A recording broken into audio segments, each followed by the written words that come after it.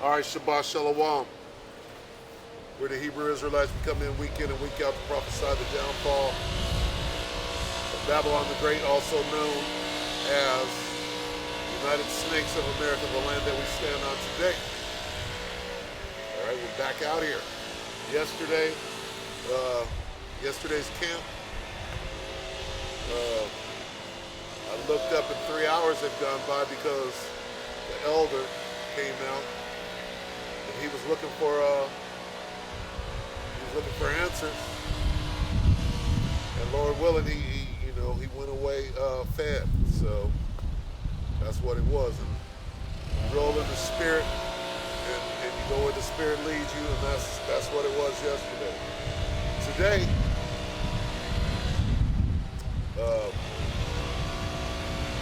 first and foremost, we come out, right, to wake up the 12 tribes of the nation of Israel, Negroes, Latinos, Native Americans, Seminole Indians, Speckled Bird, all right? To get you to repent, acknowledge your offense, pray for forgiveness, and get back in under the ordinances that are in this book, our handbook, our guide, our instruction manual, the Holy Scriptures, right?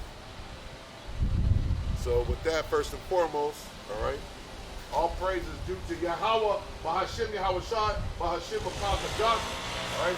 Double honors to the elder apostles of GMS, including the elders that came before them, who taught us this truth, and Shabbat Shalom and salutations to all the brothers out pushing the word of truth and in sincerity, the hopeful elect, tabernacle of David, all right?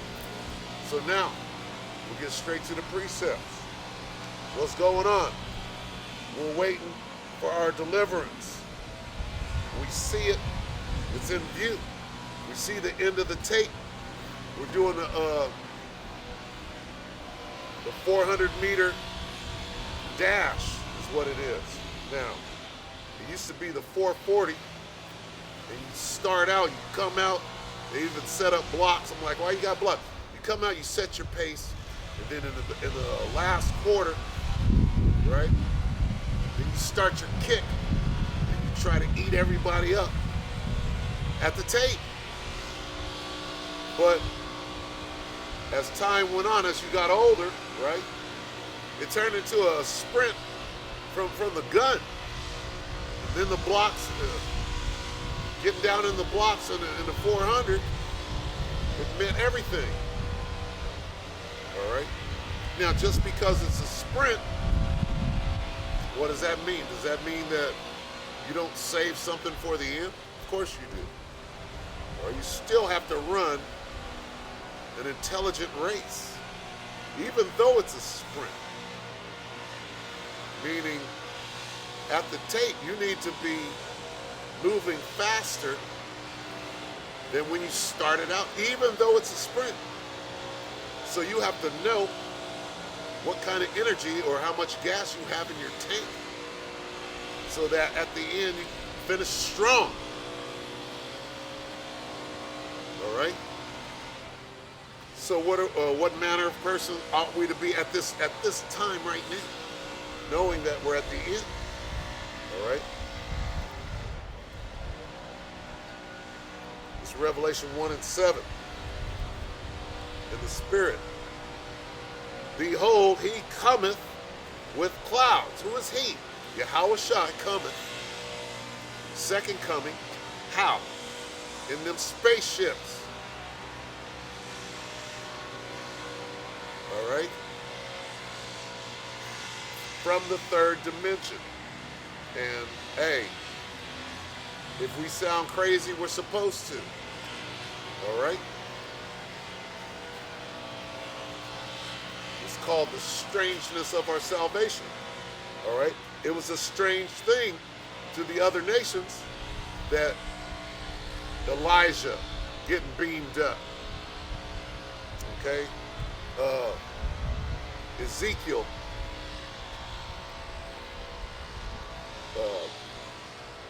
knowing how the angels operate. All right, this is our heritage. It goes back to the instruction manual. If you don't know, first of all, how can you sit down all your life, sing a song called Swing Low Sweet Chariot, and not know what it means? and have somebody talk you out of your heritage, talk around your heritage, say it doesn't belong to you, and those are not spaceships. Yes, they are. First of all, here's the question. Do spaceships exist at this point in time? Okay? Spaceships have been confirmed by your own government. They had to come out and say, okay, yeah, we've been doing this study. You've been studying this shit going all the way back. Now the truth is coming out. Now you have to tell as little truth as you can while trying to obscure and redouble your efforts to deceive. Because the truth is coming out and you can't stop it. Yes, spaceships, nigga. Yes, the ones that you can't explain, the ones that you can't fight against, you can't deal with them. All right, and it's the truth, and you can't deal with the truth, right? You can't handle the truth. You can't handle them ships. Wisdom of Solomon 5:1. Then shall the righteous man stand in great boldness before the face of such as have afflicted him and made no account of his labors. When they see it, they shall be troubled with terrible fear and shall be amazed at the strangeness of his salvation, so far beyond all that they looked for. What is the strangeness of our salvation? Our salvation is being delivered, being saved out of this hellhole right before it goes up in flames. How is that going to happen? You can ask any Christian, what does it mean to be saved? It means coming into the knowledge of the no, nigga. That's not what it means. Then you go to the analogy of if you were drowning in a pool of water and I pulled you out right before you drowned, I saved you. That's what it means to be saved. Not, finding Christ and doing what is right. That's not what it means to be saved. Okay? So, when you come with the bullshit, that vomit, well, it means accepting Christ as my personal Savior. That's not what it means to be saved. That's what it means to be deceived. Okay? If a lion was coming at you and was in the air already, about to pounce on your ass, and somebody came in and tackled his ass out of nowhere, intercepted him, you were saved out of a bad situation. Somebody saved you. Okay? And that's simple. That's plain. That's simple comprehension that that's what it means to be saved. Okay? So when you ask the question, what does it mean to be saved when you're dealing with this Bible? All right? First of all, it involves spaceships. The same spaceship that you've been singing about all your life and don't know what it is. Swing low, sweet chariot. It's a spaceship. Sorry. And right now, in this time, all things are being revealed, especially this stupid phrase called conspiracy theorism. Oh, well, you're a conspiracy theorist. No. Nope. The truth about conspiracy theory is coming out. Well, everything you've been saying is true, and we've been obscuring and deceiving people, and now the jig is up. Okay? The fucking jig is up now. Spaceships are real, according to who? The Pentagon, the government. All right? They're saying, well, yeah, they're real, but we don't know what they are. See, that's where the lie, go right back into the lie. Oh, we will concede, and the motherfucker's sitting there looking stupid and scared. Well, yes, they do exist, but we don't know what they are. Nigga, yes you do. Okay? Because they're at the beginning of the Bible and they're at the end of the Bible. Okay? and the Spirit of the Lord moved upon the deep. Okay? Let's get it. All right, we're dealing with the spaceships today. He said spaceships. Yep. If you don't know what it means if you don't know spaceships, you don't know what it means to be saved. And we're going to prove it in today's camp lesson. This is Genesis 1:1, from the top of the Bible. Okay? In the beginning, God created the heaven and the earth. That reads like this.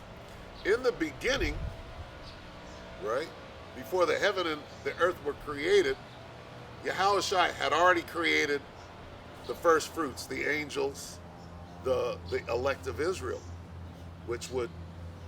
that would be their name later on. But they were in their spaceships already, right? Wherever they were in the heavens. Okay, because there's more than one heaven. When you're dealing with the heavens and the earth, let's talk about the sky and terra, if you will. Okay, those are the heavens and the earth that they created at what this is talking about. And when I say they, everybody knows the word Elohim. Elohim, Elohim, Elohim. You know the word Elohim. My Elohim, my Elohim. You run around saying shit that you don't even know what you're saying. The word is plural, and it means the gods. So it reads like this. In the beginning, the gods, including Yahushua, who you ignorantly call Jesus, he was there with the angels. And together, they created the heavens and the earth by manipulating the elements. Okay? And they were all together, and they were in their spaceships. Whether you understand that or not. Let's read it. And the earth was without form and void, and darkness was upon the face of the deep. And here's the spaceships, right? And the Spirit of God, or the gods, Elohim, moved. That word moved, if you look it up, you're going to see the word hovered. The Spirit of God moved upon the face of the waters. So you see, right there in Genesis 1 and 2, already in the Bible, in the beginning, you got spaceships. The Spirit of God moved and hovered. What hovers?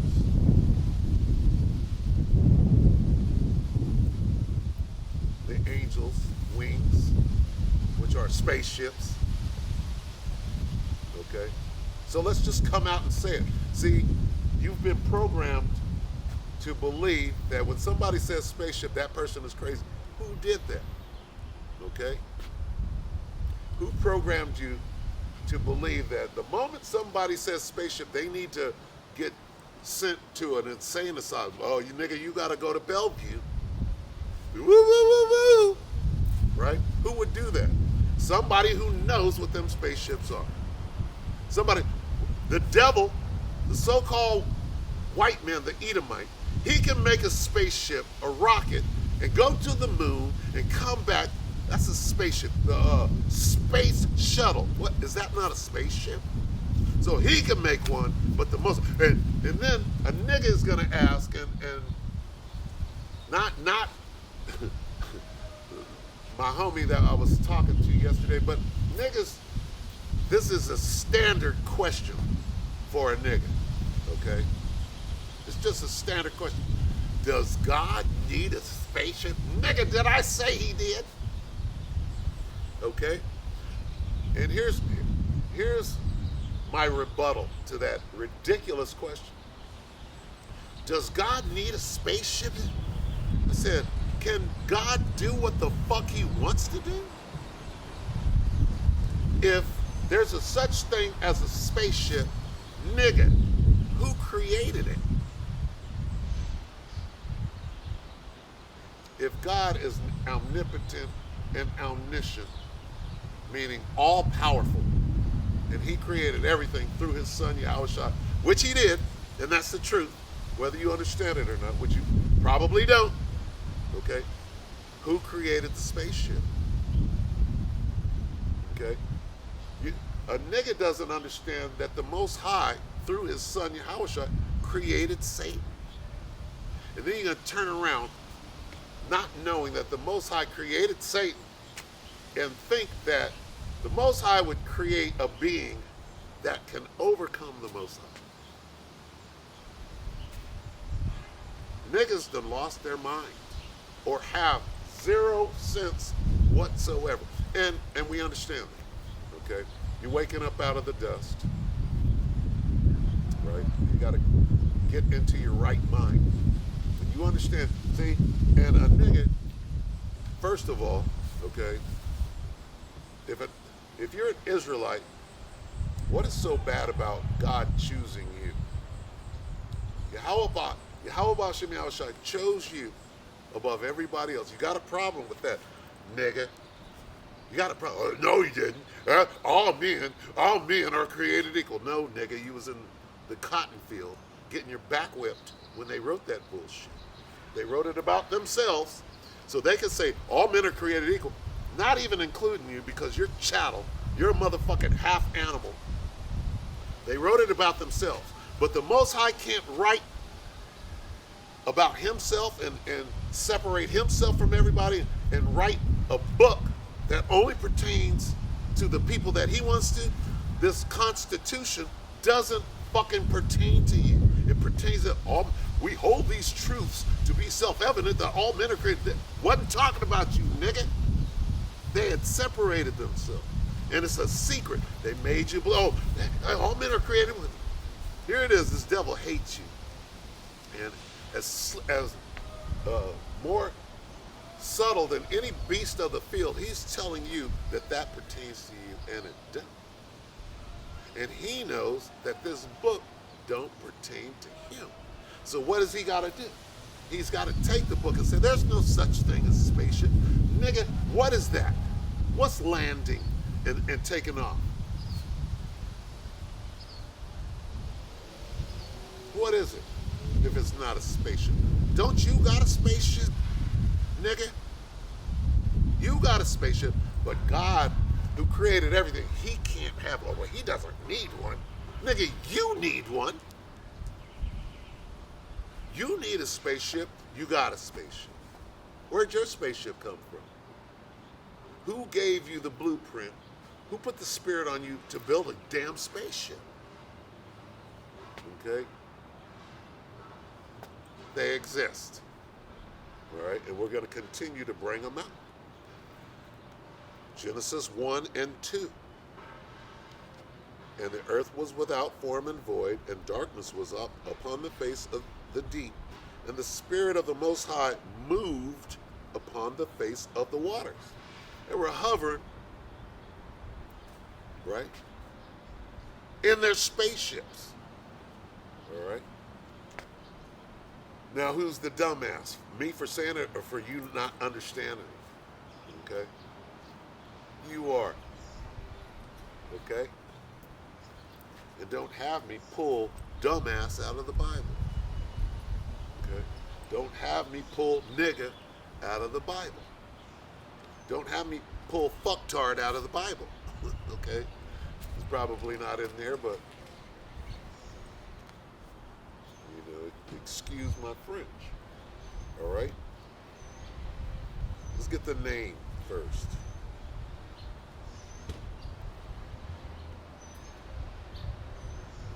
2 Kings 2 and 11, yeah? Got a song called Swing Low, Sweet Chariot. Right? Sweet what? Well, a chariot is a horse and buggy system that the Egyptians used. Yeah. Okay. And your whip, right? Your little Mustang that you're so proud of, that's a chariot too, nigga. All right? your Learjet, which you don't have, that's a chariot. George Jetson, nigga, had a chariot, a flying car. All right? And they're making them things now. 2 Kings 2 and 11. And it came to pass as they still went on and talked, that, behold, there appeared a chariot of fire, right? They're using that phrase. The Israelis are using that phrase right now for an exercise they're doing. There appeared a chariot of fire and horses of fire, and parted them both asunder, and Elijah went up by a whirlwind into heaven. So Elijah just got beamed up into a spaceship. That's what it says in the Bible. Hey, you're crazy. You're crazy. No, you're a stupid, dumbass fucktard. Because, first of all, you don't have the discernment to understand what is being said here. If it doesn't mean what I just told you it means, you tell me what it means. Fucktard. Okay? Excuse me. It's the spirit.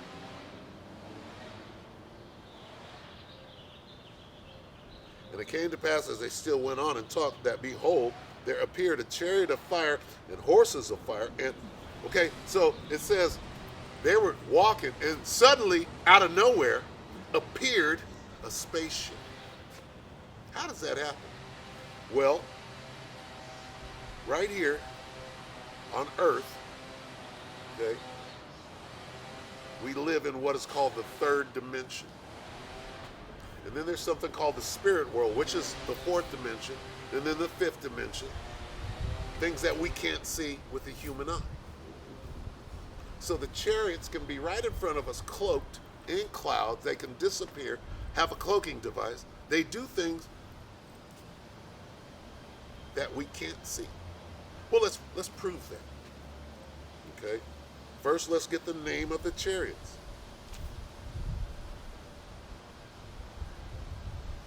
There appeared a chariot of fire and horses of fire, and parted them both asunder. And Elijah went up by a whirlwind into heaven, meaning into the sky. A beam came down. The whirlwind is talking about a tractor beam. I know this is too much for you dumbass. I know it is. But anyway, what I'm reading right now, I'm explaining it to you, breaking it down, like the prophets of the Lord did. The Most High gave us the understanding of what this is. And guess what? After I read this, I'm going to read you how your sweet Jesus, when he left after the resurrection, I'm going to read that. And guess what? It's going to say the same thing. A spaceship came up and beamed him up. But you can't understand it because your feeble mind, the feeble mind of a fucktard is about this fucking big. All right? And Elisha saw it. This is 2 Kings 3 and 12. And Elisha saw it, and he cried, my father, the chariot of Israel. Well, there's the name of the spaceships right there. As in, swing low, sweet chariot, pull your tractor beam down, and beam me up into the spaceship and get me the fuck out of here. All right?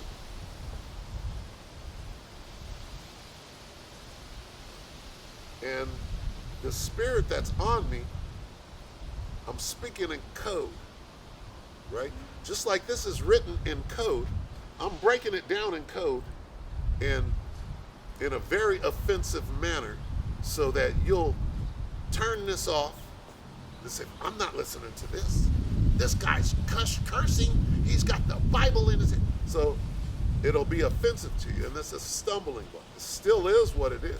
You don't like my delivery, it is what it is. I'm not wrong about what I'm saying. You just don't like the way I'm saying it. And you can go fuck yourself. What does fuck mean? It's an acronym. To fornicate under the consent of the king. What does ass mean? It means a donkey. What does fucktard mean? It means you. If you can't understand what a spaceship is, when there's something called the Space Shuttle, Apollo 11, the Space Force, how can this devil have everything to do with space, and the Most High, who created everything, can't have a space. Does God need a spaceship? Nigga, God can do what the hell he wants to do. And let me tell you what he wants to do. He created spaceships, and the one you ignorantly call Jesus flies around in one. A huge one. As in, she'll be coming around the mountain. It's so big, it looks like a mountain range. And when you see it, which you will, okay, I'm going to go back and finish Revelation 7, 1 and 7. And Elisha saw it, and he cried, my father, the chariot of Israel, and the horsemen thereof. And he saw him no more, and took hold of his own clothes and rent them in two pieces. So Elijah got beamed up.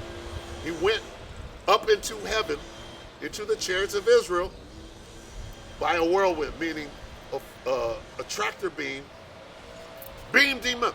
Here it is in the 60s, 1960s, a sitcom or a series, TV series named Star Trek, okay? Got a bunch of devils and one Eve on the damn spaceship, and they're beam me up, Scotty. How can they do it? Where did they get that from? Here it is, we're reading it out of the Bible, but Gene Roddenberry can come up with this shit and capture the world's attention. And people love Star Trek. They love that shit. They go to Comic-Con, dress up and cosplay and all this stupid shit because they want to be that. Well, guess what? That's our heritage. All right? The nation of Israel. The chariots of what? Of Israel. All right? So Elijah got beamed up. It says, there appeared, let me get that again, 2 Kings 3 and 11, and it came to pass, because they were walking and talking, right? And it came to pass as they still went on and talked, that behold, there appeared a chariot of fire. What do you mean there appeared? Well, it uncloaked itself. It went from invisibility to visibility. Simple. God can't do that. God doesn't need a spaceship. God doesn't need a fucktard. But you're here, right?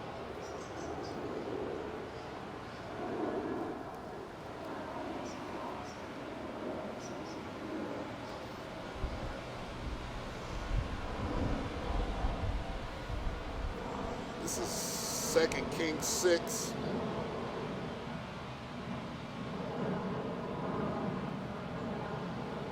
And I'll just set it up real quick. Elisha, right, who got a double portion of Elijah's spirit before he left, right?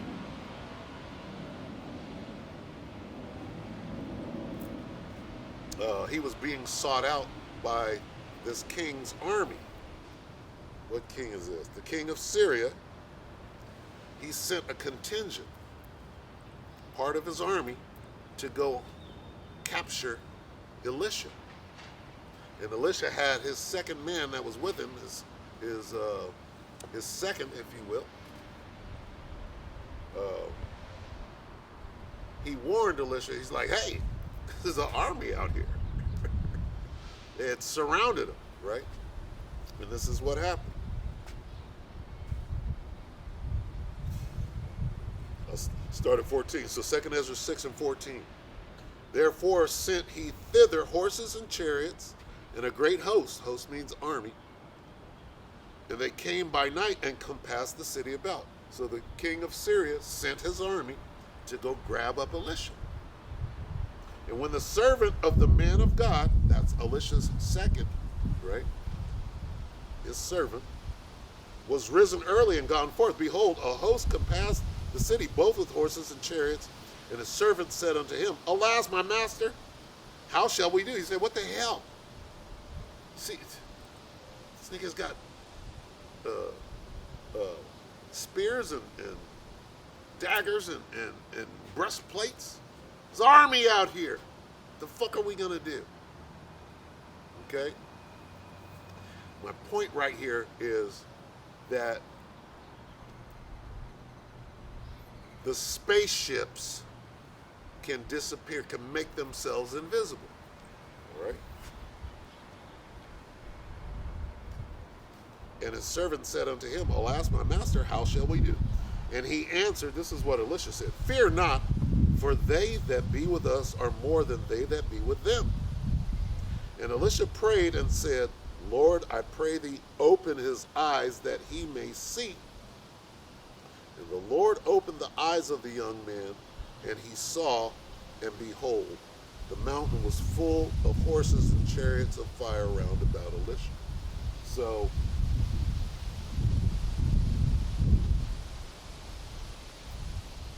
Elisha prayed because he had that double portion of Elijah's spirit. He had spiritual power. And he said, give me the power to allow this man to see through the invisibility shield that the Lord's army, who are the angels, all sitting there, right? Because the angel of the Lord encampeth around them that fear him, right? Meaning, right now, at this camp, right, there's a contingent. I can't see it, but I know it's there. Protecting this holy work that's going on, right? And because you don't understand it, because I used a couple of words that rub you the wrong way, right? That's a cloak for this treasure. To understand what a spaceship is, to understand that this devil can blast off like Billy Blastoff, right? Go into space, fly around, if he even is, let's say low Earth orbit, if anything. He could have a spaceship, but the Most High, he doesn't need one. No, he don't need one. But he wants one. Nigga, do you want a caddy? All right? In 1980, did you want a caddy Barrett's, nigga? Like too short? And I'm being facetious when I say that. But I'm making a point. Hey, Yahweh Shem Yahweh Shai looks like we do. And when I say we, he's got dark brown skin and woolly hair. Yahweh Shai. Yahweh Shai had dark brown skin and woolly hair according to the scriptures. And he looks like his dad. Meaning this, he's a Jake. We're made in his image. All right? Including the way we act, the way we talk, our swagger. We're the salt of the earth. Where did we get that? Most High programmed us like that. So how come the Most High and his son can't have a whip? The dopest whip created. If I'm creating shit, ain't I gonna create me the tightest chariot? Of course I am. Of course I am. And in the kingdom, we're gonna have chariots. Why? Because our bodies are gonna be changed from terrestrial, meaning earthbound, to celestial, okay? We're gonna have celestial bodies, and that's what you need in order to be up in a chariot. Your body gotta be changed. So when we're being beamed up, our bodies are gonna be changed so that when you hit that right corner, right, you won't splatter against when them G's hit your ass. You're not gonna die. See, can't explain nothing to a nigga, if you will. Riches are not comely for a niggard. All right, and these are those riches. This is the treasure. So anyway, there's your invisibility. It's an army of angels, right standing right with you, but you can't even see. You don't even know that they're there because they have cloaking devices. They can look like a cloud. They can look like a bird, as birds flying, right? Is that Isaiah 5?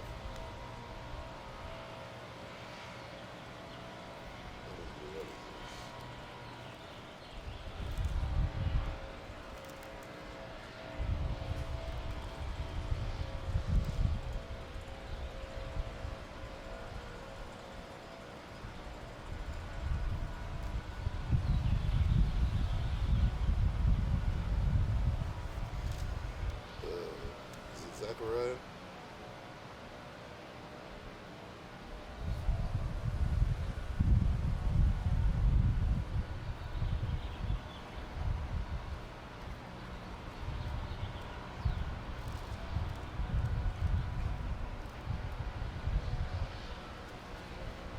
Let's read Zechariah anyway. Zechariah 5:1.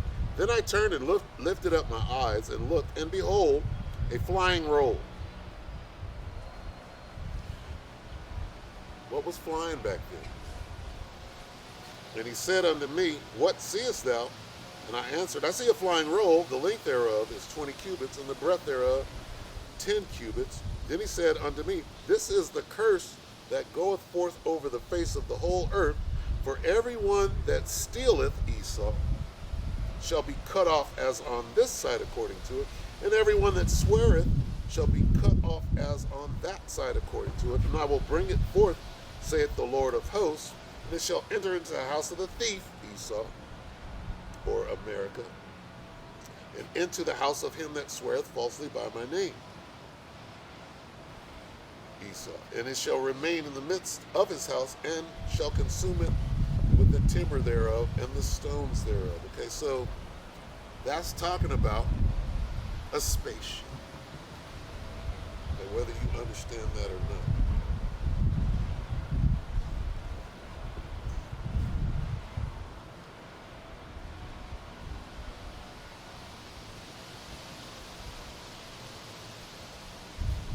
Chariots are throughout the whole Bible. This is Zechariah 6:1.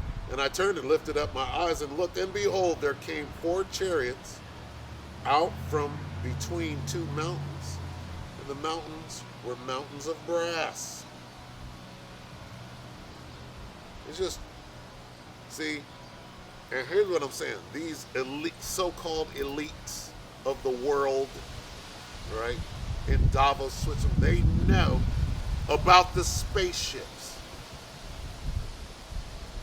Long before they were given the blueprints or the intelligence, they've been wanting to fly in a damn spaceship going back into antiquity. Adolf Schicklgruber, you know, the Nazi, was building spaceships, if you will, in Nazi Germany. If you don't know that, okay, if you don't know that the Nazis had their own spaceships, okay,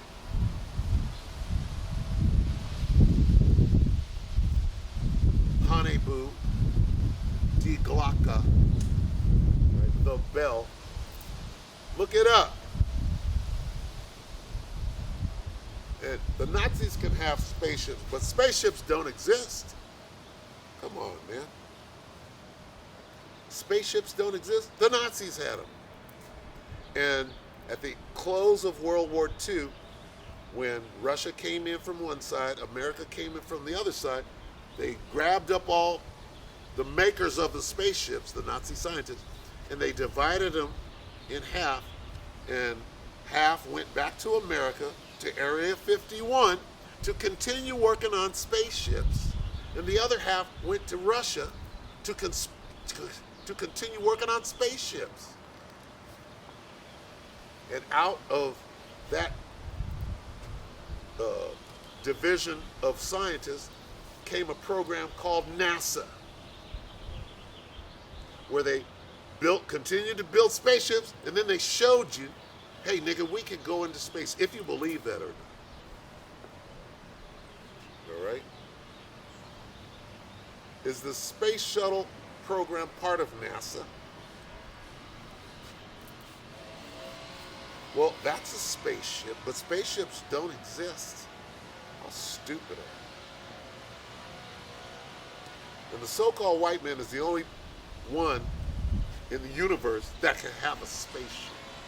So I'm crazy for sitting here talking about spaceships when they clearly exist. But if you say anything about spaceship, then you're a conspiracy theorist. What is the space shuttle? What is the Space Force? And spaceships don't, and I'm a conspiracy theorist. What about Challenger? What about Atlantis? What are the names of the damn space shuttles? Okay? What are the names of them?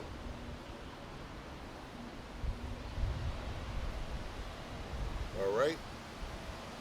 The Space Shuttle Atlantis, Voyager, Challenger. They're spaceships.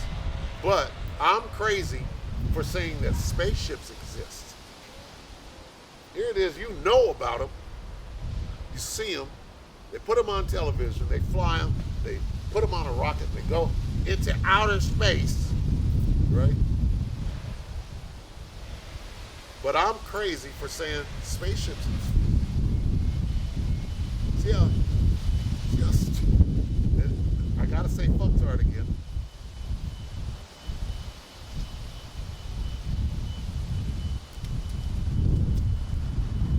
This is the book of Psalm. Psalm 68 and 17. The chariots of God are 20,000, even thousands of angels. The Lord is among them. Among what? The chariots. He's got his own. The Lord is among them as in Sinai.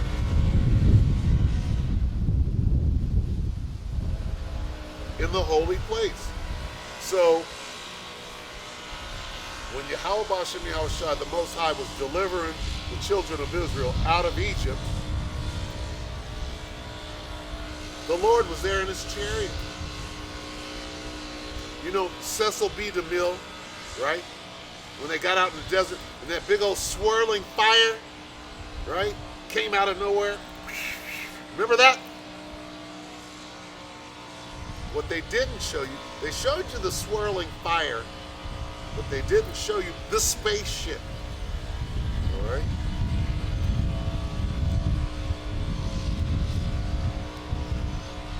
Let's get Ezekiel. What about that fire? How about that fire? It's telling you over and over. See, hey, the word is here. You can explain it away and you can deceive people. Oh, it doesn't mean that. It doesn't mean that. Nigga, yes it does. Ezekiel 1 and 4. And I looked, and behold, a whirlwind, like that fiery whirlwind. A whirlwind came out of the north, a great cloud, and a fire enfolding itself, and a brightness was about it. And out of the midst thereof, as the color of amber, out of the midst of the fire. Sounds like what was going on in Cecil B. DeMille. A swirling vortex of fire. They're talking about a spaceship. They're not going to put it in the movie called The Ten Commandments. Right? They got to make you believe it's something else. Oh, Jesus is coming back in the clouds. Who can ride on a cloud? On moisture, on water. That doesn't make sense. Okay? But every day you turn on the NASA Hubble Space Telescope, whatever the fuck the International Space Station, and when you want to take somebody up there, what are they? They're using a spaceship. But spaceships don't exist. Only for God, the so-called white man. Okay? He's the only God that can have a spaceship. Okay? God doesn't need a spaceship. Yes, he does. The so-called white man, who is a God right now on this earth, he does need a spaceship. All right? And if you hate the truth, then keep it moving.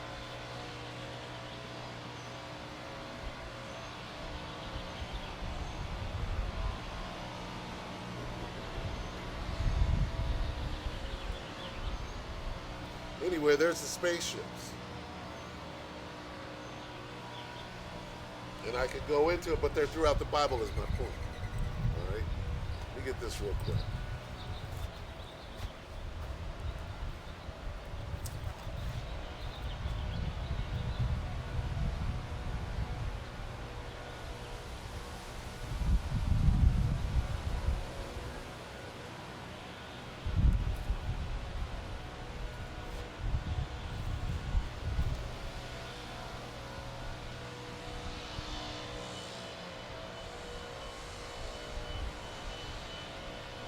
Isaiah 31.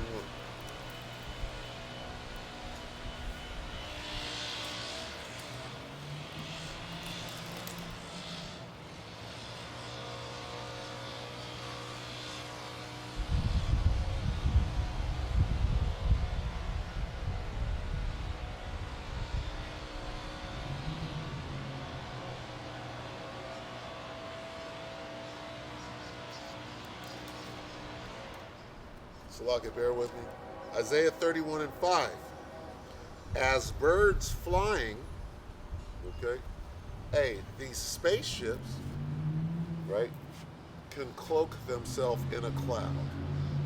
It's a cloaking device. They can disappear, invisibility.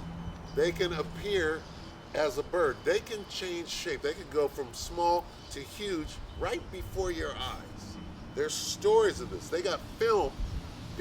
Everybody has a phone, which is a camera, which is a video camera, and there are plenty of video footage out there of spaceships going from tiny and expanding to big, breaking off into more than one. Can you explain that? And yes, there's spaceships. They're the angels. Oh, there's aliens. You believe in aliens. I didn't say that. Okay? You believe in aliens because somebody deceived you into believing that the angels of the Lord are little green men with bug eyes. That doesn't exist. Where's that in the Bible? Where are the goblins in the spaceship in the Bible? We can go right back to Ezekiel, and guess what? They look just like the Son of God, whose name is Yahushua. He's an angel. It's real easy to understand what the angels look like. Look like a man. They have the likeness of a man. Not a green goblin, not a lizard with bug eyes. Okay? You can't tell an angel, you can entertain angels unaware, meaning they can look like your grandpa. You understand? That's not a little green man. It's a human being. The angels look like us. Yahushua, who you ignorantly call Jesus Christ, is an angel. He's the top angel. And the angel of the Lord went before them in a cloud of fire by a cloud of what is it? In a pillar of cloud by day, and in a pillar of fire. And the angel of the Lord, who is that? The Lord is among them as in Sinai, the one you ignorantly call Jesus, in his spaceship. Swing low, sweet chariot, she'll be coming around the mountain. Okay? Where were we?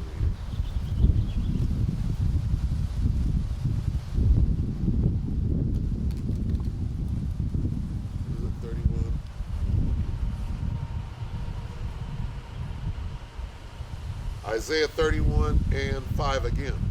As birds flying, so will the Lord of hosts defend Jerusalem. Defending also, he will deliver it, and passing over, he will preserve it. All right? As birds flying is talking about, sometimes when you see a fleet of chariots, they're in formation. Like when birds fly and they're migrating for the winter or the summer, whatever, they get in that V formation, right? That's what you see sometimes. You see 3 chariots at the same time, and it looks like a triangle. Well, they're in formation. They're all moving as one. All right.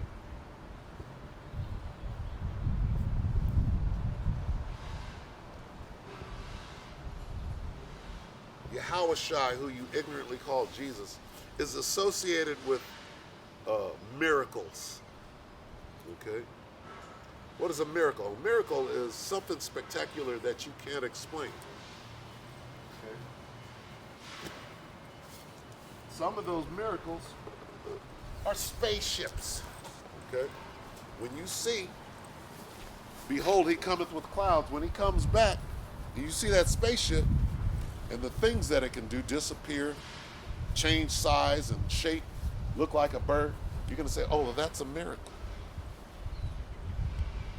The miracle of Fatima, as they call it. They were looking at a spaceship.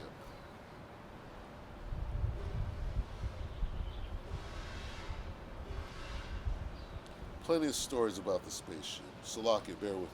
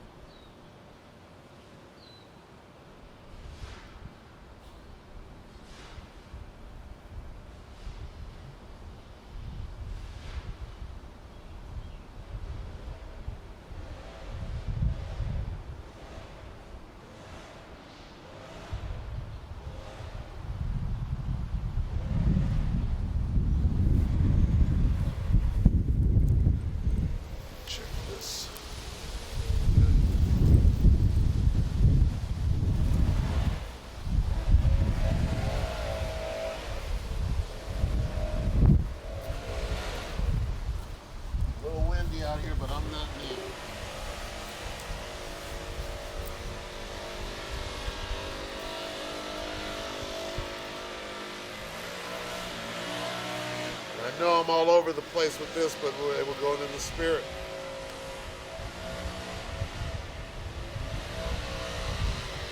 Let's get Isaiah.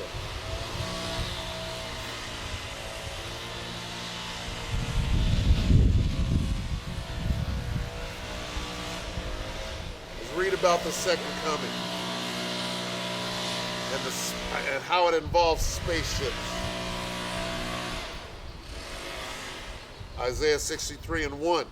Who is this that cometh from Edom with dyed garments from Basra? This that is glorious in his apparel, traveling in the greatness of his strength. This is talking about the one you ignorantly call Jesus, right? In his spaceship. Coming back to fuck shit up. All right.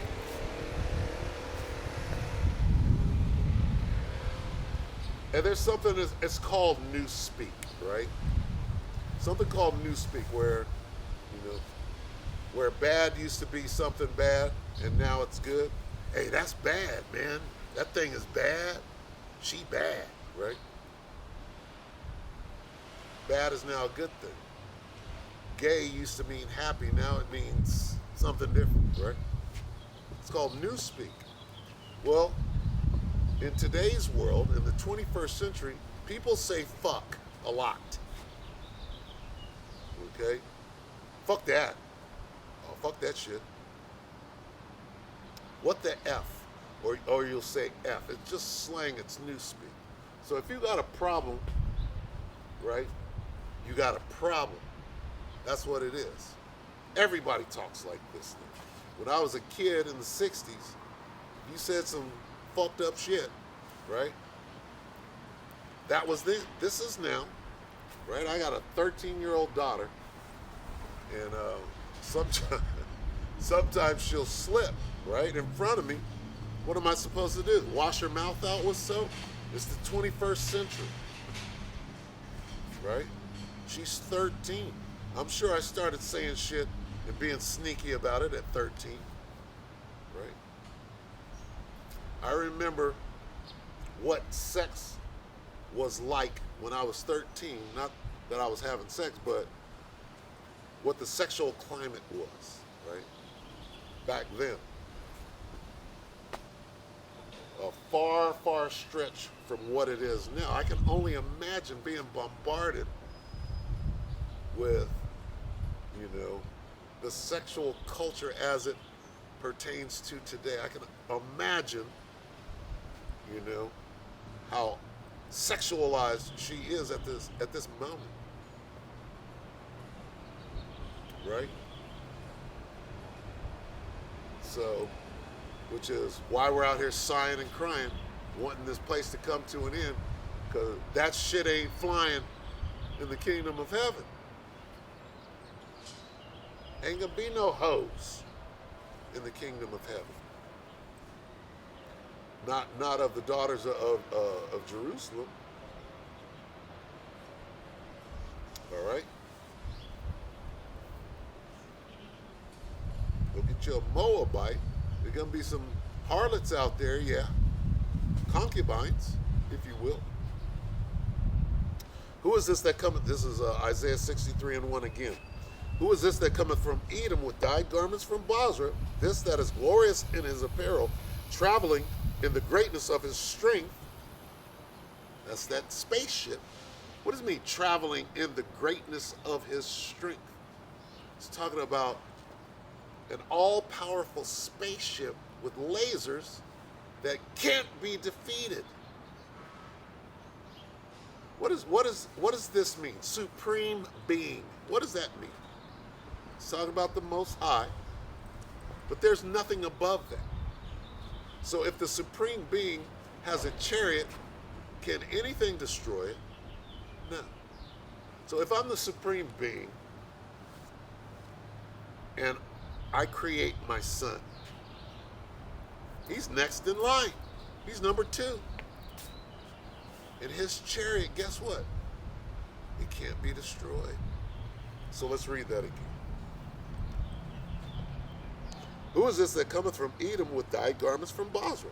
This that is glorious in his apparel, traveling in the greatness of his strength. It's a question. Now it's going to answer. I that speak in righteousness, mighty to save. Who's the Savior? Yahushua, the one you ignorantly call Jesus Christ. That's him dipping in his spaceship. He just fucked some shit up. Let's read on. It said, dyed garment. Why is, okay, it's gonna Isaiah 63:2. Wherefore art thou red in thine apparel, and thy garments like him that treadeth. Well, why are your clothes all red?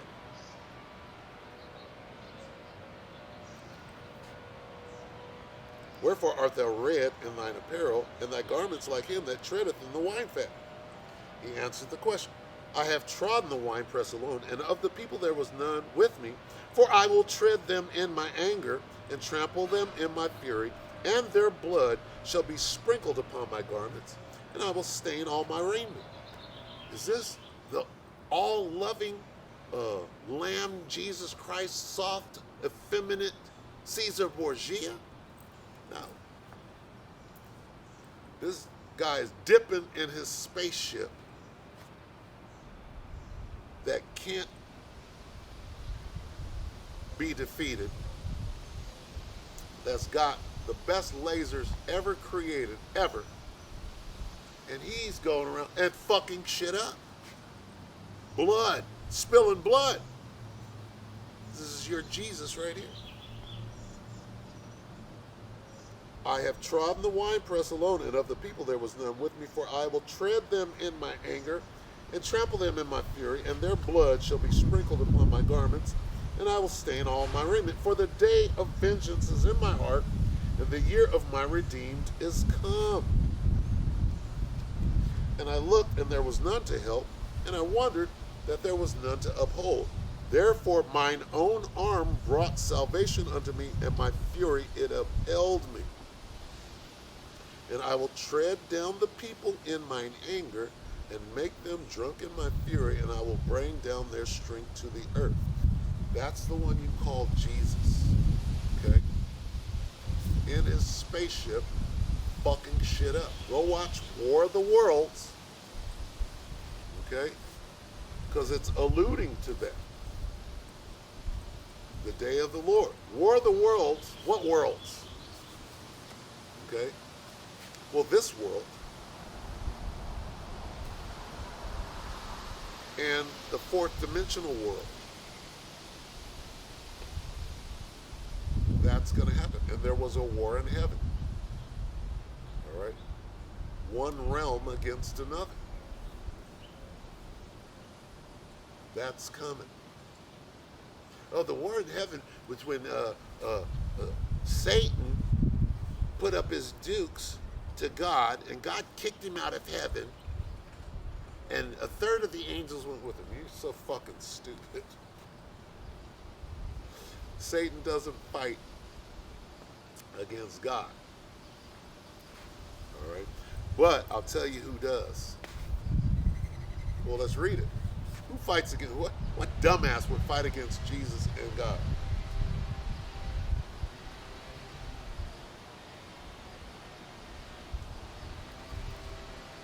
And how are they going to do it? It's spaceships. Isn't there something called a space force? For what? Because a dumbass thinks that he can fight against God even though your arms are too short. Revelation 19 and 19. And I saw the beast and the kings of the earth and their armies gathered together to make war against him that sat on the horse and against his army. Who is him that sat on the horse and his army? Who is that? And what is the horse? Him that sat on the horse. What horse? The white horse. It's a spaceship. The rider on the white horse. Revelation 19 and 11. And I saw heaven open, the sky, the fourth dimension. Out of the fourth dimension came a spaceship. I saw heaven open, and behold, a white horse. And he that sat upon him was called Faithful and True, and in righteousness doth he judge and make war. Who is this that cometh from Edom? I that speak in righteousness. This is talking about who you ignorantly call Jesus Christ, whose name is Yahawashah. Isaiah 63. Let's go back to him coming in on his spaceship whooping ass. All right? Isaiah 63 and 1.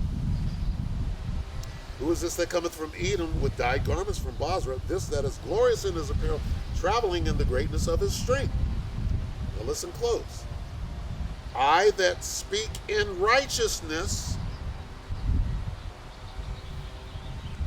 mighty to save. Now, righteousness, right? Now we go back to Revelation, and it says this, saying the same thing. It's describing him in his spaceship. All right? Revelation 19 and 11. And I saw heaven open, and behold, a white horse. There's the spaceship. And he that sat upon him was called Faithful and True, and in righteousness doth he judge and do what? And make war. In Isaiah, he was whooping ass and spilling blood, making war, judging. It's the same thing. That white horse is the spaceship.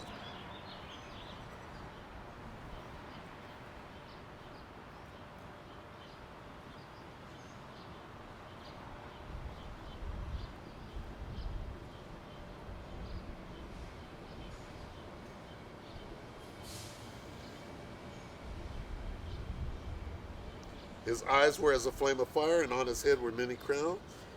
And he had a name written that no man knew but himself. His name is Yahushua. And he was clothed with a vesture dipped in blood. Vesture dipped in blood. Didn't we just read that over here in Isaiah?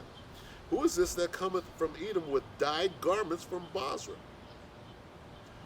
Why are your clothes red? 63:2. Wherefore art thou red in thine apparel, and thy garments like him that treadeth in the winefat? I have tread in the winepress alone, and of the people there was none with me, for that I will trample them in my anger. For I will tread them in my anger and trample them in my fury, and their blood shall be sprinkled upon my garments. A vesture, a garment, dipped in blood, and I will stain all my raiment.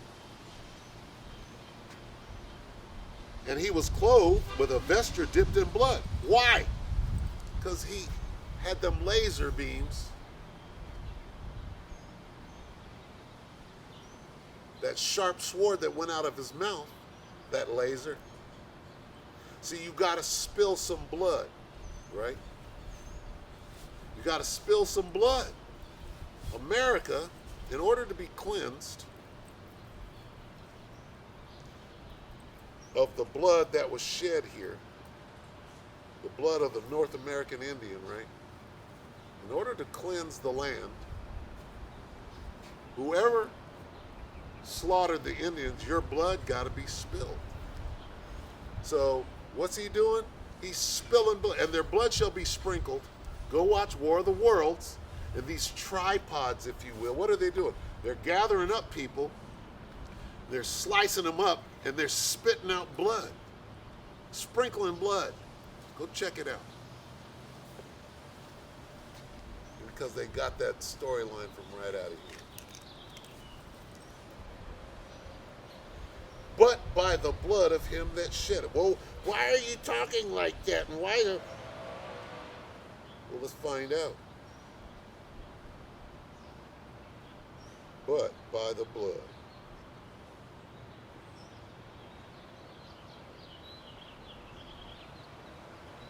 Blood.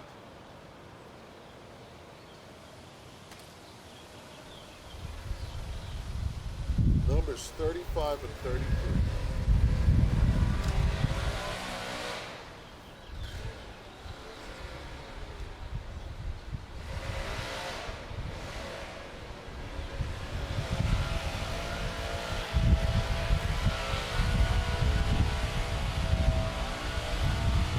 Numbers 35 and 33.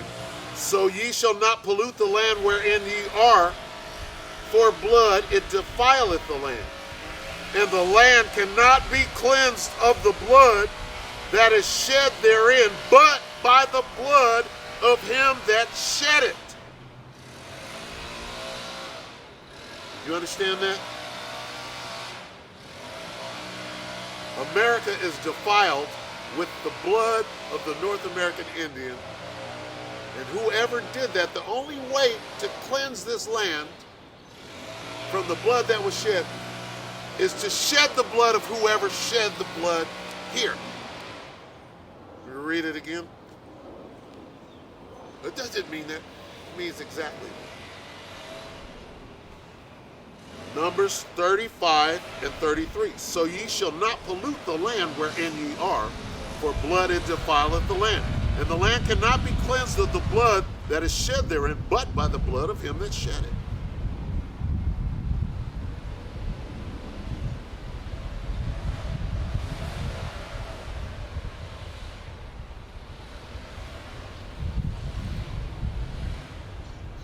All right?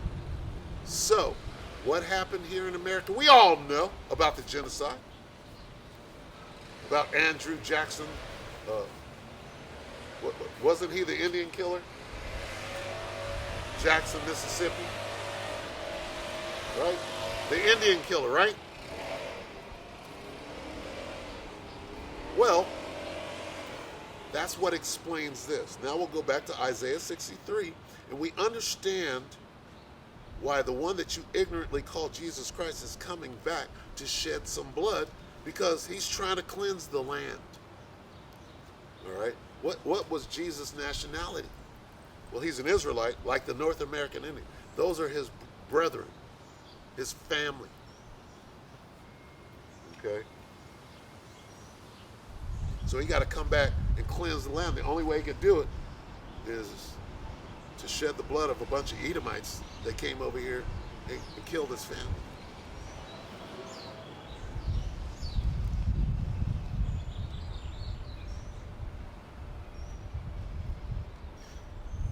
Isaiah 63:2. Wherefore art thou red in thine apparel, and thy garments like him that treadeth in the winefat? I have trodden the wet winepress alone, and of the people there was none with me. For I will tread them in my anger, and trample them in my fury, and their blood shall be sprinkled upon my garments, and I will stain all my remnant. Why is he shedding blood and sprinkling it? Numbers 35 and 33. So ye shall not pollute the land wherein ye are, for blood it defileth the land, and the land cannot be cleansed of the blood that is shed therein, but by the blood of him that shed it. So if you went killing a bunch of Indians, you came over to this land and shook hands with the people that were already here, and then turned around and started slaughtering them, like Columbus said he did in the book. My sword never hit the ground from killing so many Israelites.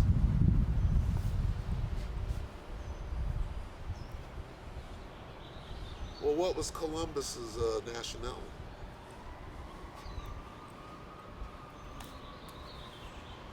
Because now your people, your blood has to be shed here to cleanse the land. So over here we have Jesus carrying it out. It's called judgment, righteous judgment. And that's how this book works. Now let's not forget that he's coming in his spaceship to do this work. And that sharp sword that he's going to shed that blood with, right, is a laser. Let's go to 2 Ezra 13.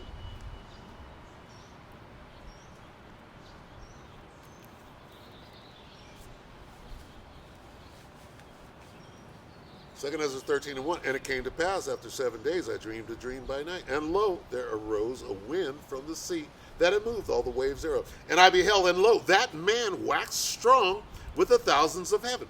Wait a minute, who are the thousands of heaven? Thousands and thousands of angels. The host of heaven, the army of God, the angels, the holy angels in their spaceships. All right? And the number one angel, Yahushua, who you ignorantly call Jesus Christ, got his spaceship, and it's a bad one. It's huge. It's like a mountain. Like, she'll be coming around the mountain in 6 white horses. All right? And I beheld, and lo, that man waxed strong with the thousands of heaven. That's talking about Jesus and the angels. All right? And when he turned his countenance to look, all things trembled that were seen under him. And whensoever the voice went out of his mouth, all they burned that heard his voice. How do people burn when they hear his voice? Because his voice is a laser beam, which is concentrated fire, and will burn your ass up. Slice you in two, and you'll bleed out instantly. If your torso was severed from your extremities or whatever, you're going to die instantly. And your blood is going to just squirt everywhere if you're not turned into powder. Right? Dust and smell of smoke.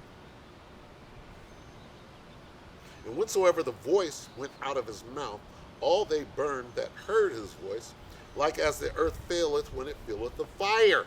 The fire. And after this I beheld, and lo, there was gathered together a multitude of men out of number from the 4 winds of heaven to subdue the man that came out of the sea. Who was foolish enough to fight against the angels in their spaceships that can't be defeated?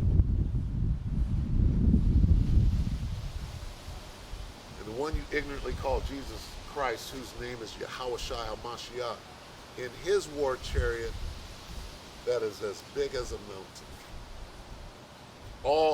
All eyes shall see. Every eye shall see. Why? Because it's so damn big.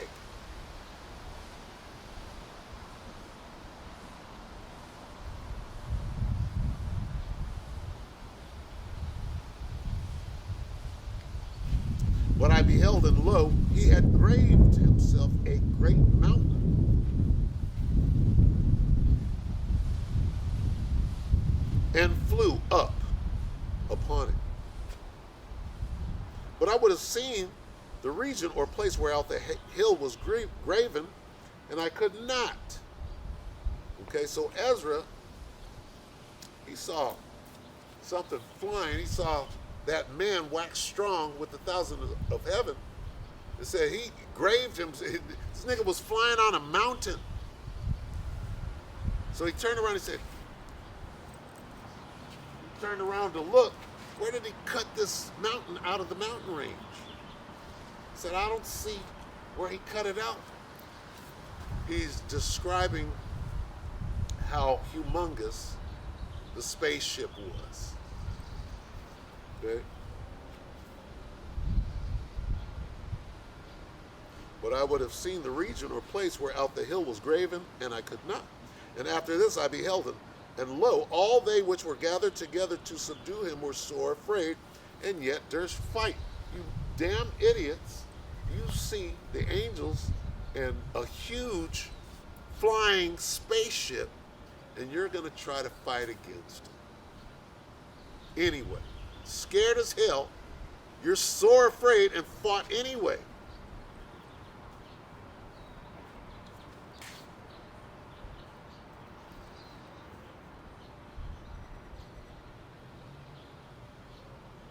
And lo, as he saw the violence of the multitude that came, he neither lifted up his hand, nor held sword, nor any instrument of war, but only I saw that he sent out of his mouth, his voice, as it had been a blast of fire, and out of his lips a flaming breath, and out of his tongue he cast out sparks and tempests. That's the weapon systems on these spaceships. This is the war in heaven, right, in the sky, if you will. And they were all mixed together. The blast of fire, laser beam, the flaming breath, and the tempest which fell with violence upon the multitude which was prepared to fight, and burned them up every one, so that upon a sudden of an innumerable multitude nothing was to be perceived, but only dust and smell of smoke. And all the armies of the world are wiped out in that moment, trying to fight against the angels of God in their spaceships. Okay? It's about the spaceships.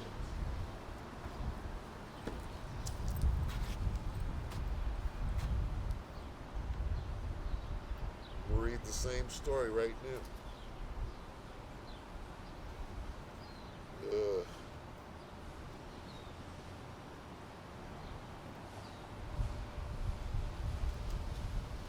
12. Revelation 12 and 7. And there was war in heaven. Michael and his angels fought against the dragon. Who's the dragon? The great red dragon. Oh, it's the Roman Empire. The revised Roman Empire. The beast system. All the armies of the world. We read it in Revelation 19. We'll get it again. And there was war in heaven. Michael and his angels fought against the dragon, and the dragon fought and his angels, and his blue angels. All right? So you got the spaceships fighting against the F-18s, the F-35s. Okay? Right up here in the sky, we're all going to watch that battle. We're going to watch it in real time. And then you'll understand what we were out here saying about the spaceship. We're gonna find out who the idiot, who the conspiracy theorist is at that time. And what you're gonna know is that a prophet had been among you. All right? Lord willing, we are those men.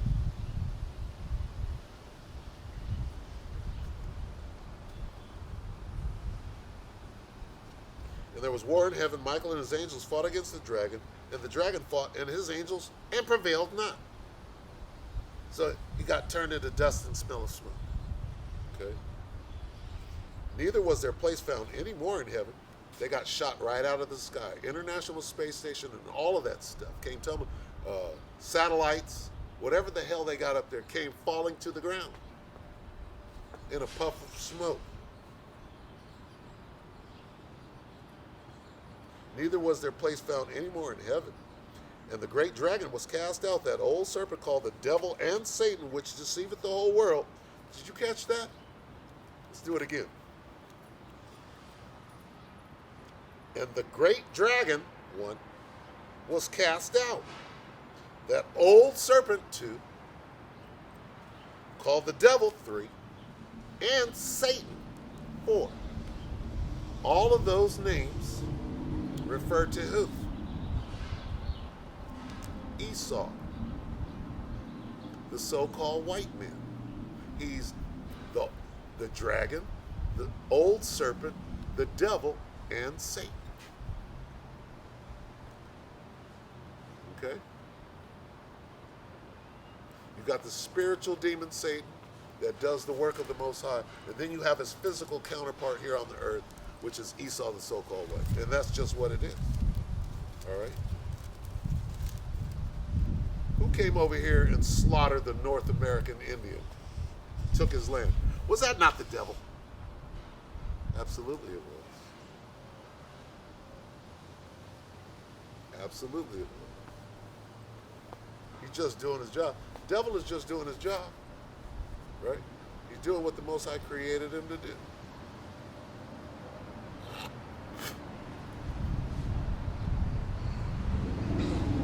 All right?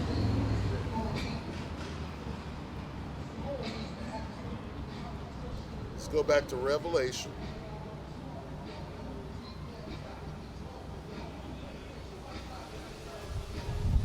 One and 7.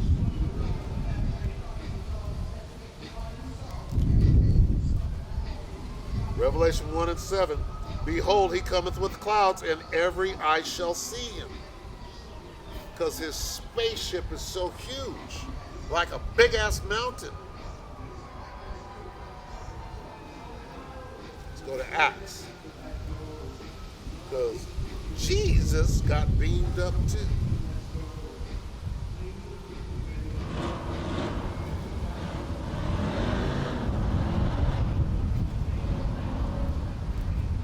Said I would get it. We're going to get it. Acts 1 and 9. And when he had spoken these things while they beheld, he was taken up, and a cloud received him out of their sight. And when they looked steadfastly towards heaven, as he went up, behold, 2 men stood by them in white apparel, which also said, Ye men of Galilee, why stand ye gazing into heaven? This same Jesus, right, which is taking up from you into heaven shall so come in like manner as you have seen him. When he comes back, he's going to come back the same way you've seen him leave, in a spaceship. All right, all right. All right, my brethren. All right, brethren. So he left in a spaceship. He's coming back, the second coming. Behold, he cometh with clouds. Didn't it just say a cloud received him out of their sight? Read it again. Acts 1 and 9. And when he had spoken these things while they beheld, he was taken up, and a cloud received him out of he got beamed up into a spaceship. A chariot. The chariots of Israel. The same thing happened to Elijah. Okay, we read it earlier. And while they looked steadfast, the disciples was like, what the hell? And then a couple of angels was like, he said, what you tripping on? When he comes back, he coming back the same way. Okay? And And while they looked steadfastly towards heaven, they was like,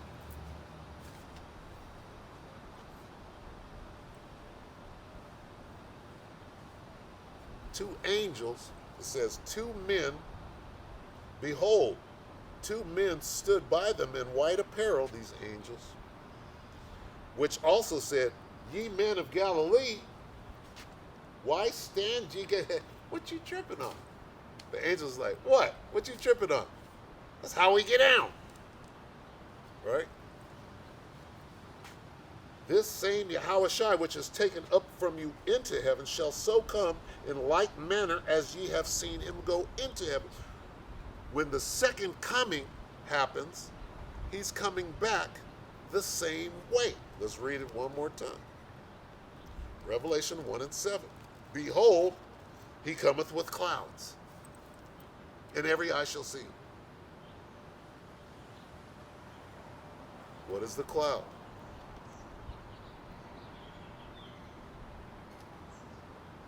The clouds of heaven. This is Psalm 104. We're going to close it. The spaceships, nigga. These are some attributes of the Most High God. All right? Psalm 104 and 1. Bless the Lord, O my soul. O Lord, my God, thou art very great. Thou art clothed with honor and majesty, who coverest thyself with light as with a garment, who stretchest out the heavens like a curtain, who layeth the beams of his chambers in the waters, who maketh the clouds his chariot. Let me read that again. Who maketh the clouds his chariot. Okay? So, a cloud received him out of their sight. A chariot received him out of their sight. A spaceship came up and beamed him up. That's how the Most High gets down. God doesn't need a UFO.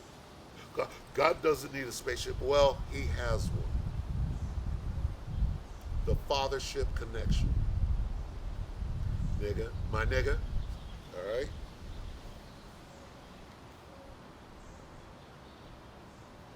So this is the book of Ecclesiastes 12 and 13. Let us hear the conclusion of the whole matter. Fear the Most High and keep his commandments, for this is the whole duty of man. It's pretty simple, right? You do the best you can, keeping the commandments. Philippians 2 and 12. Wherefore, my beloved, as ye have always obeyed, not as in my presence only, but now much more in my absence, work out your own salvation with fear and trembling. Wait a minute. Salvation. That's the Spirit. Okay? Revelation. What does it mean to be saved? Well, it has to do with a spaceship.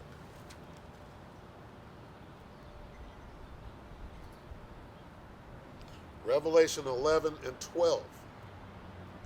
And they heard a great voice from heaven saying unto them, come up hither. And they ascended up to heaven in a cloud. See, we want to be abducted by a spaceship. The aliens in those spaceships, God, Jesus, and the angels, we want to be abducted. Like Elijah. Okay?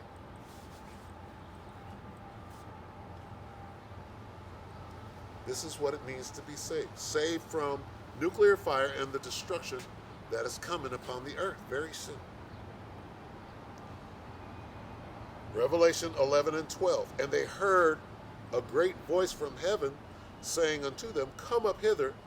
And they ascended up to heaven in a cloud, and their enemies beheld him. And the same hour was there a great earthquake, nuclear, ICBM nuclear bombs. So right before them bombs hit, right, the elect of Israel are going to get beamed up into the spaceships. That's what it means to be saved. I'm reading it right now. First the extraction, then the bombs hit. In America, the 10th part of the city, all 10 FEMA regions, are completely destroyed, and everybody gets burned up. All 7,000 of them. 7 means completion. Okay? It says,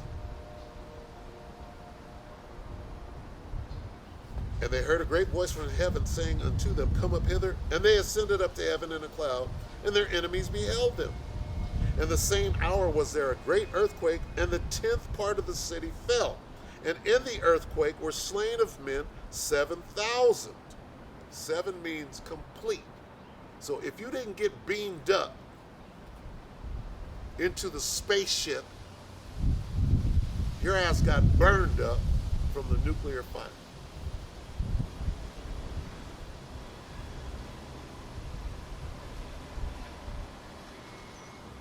In the same hour was there a great earthquake, and the 10th part of the city fell, and in the earthquake were slain of men 7,000.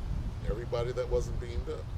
And the remnant, the ones that got beamed up, the ones that were saved, were affrighted and gave glory to the power of heaven. All right? That's what it means to be saved. Now, continue the closure. We'll read Philippians one more time. Philippians 2:12. Wherefore, my beloved, as ye have always obeyed, not as in my presence only, but now much more in my absence, work out your own salvation with fear and trembling. All right? So with that, we're going to say, face the east. Call halal Yahweh, Bahashim Yahweh Bahashim Kodash. All right? Double honors to the elder apostles of GMS, including the elders that came before them, that taught us His truth. Shabbat Shalom and salutations to all the brothers out pushing the word in truth and in sincerity, the hopeful elect tabernacle of David. Shabbat Shalom.